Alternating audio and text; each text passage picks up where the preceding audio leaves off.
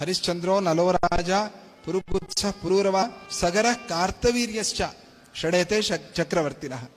మార్గశిర బహుళ అష్టమి, ప్రధాన అనఘాష్టమి. ఆయన ఏ రోజైతే దత్తస్వామి అనుగ్రహాన్ని పొందాడో కార్తవీర్యార్జునుడు, ఆ రోజు డిసెంబర్లో వస్తుంది సామాన్యంగా. ఏ రోజైతే దత్తస్వామికి సంబంధించిన యజ్ఞాన్ని చేశాడో ఆ రోజు నుంచి అందరూ కూడా ఆ దత్తస్వామిని తలుచుకుని ఆ వ్రతాన్ని, ఆ యాగాన్ని చేయటం ప్రారంభించారు. ఇక్కడ దత్తయాగము అని చెప్పారు. మార్కండేయ పురాణంలో వ్రతము అనే దాన్ని చెప్పల. దత్త పురాణంలో సామాన్యులందరూ యాగాలు చేసుకోలేరుగా, పెద్ద పెద్ద యాగాలు. అందుకనే దాన్ని, ఆ యాగ ఫలమంతా వచ్చేలాగా ఒక వ్రతాన్ని రచన చేశారు. ఆ వ్రతాన్ని ఎవరెవరు చేశారు?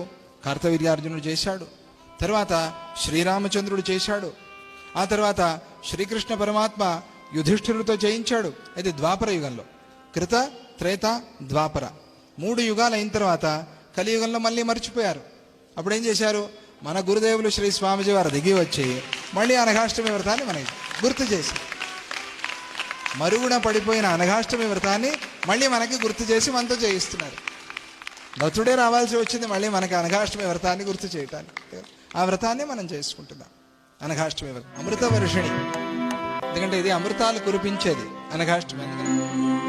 ప్రభో సమంతాత్ పరివర్తితై శ్రీ కర్పూర నీరాజన దీపమాల్యై యుష్మన్మహార్చి పరివేష పంక్తి కిం మీలితాభాస్త్వనఘే నఘ ప్రభో, కిం మీలితాభాస్త్వనఘే నఘ ప్రభో, అనఘే నఘ ప్రభో, అనఘే అనఘ ప్రభో, అనఘే అనఘ ప్రభో.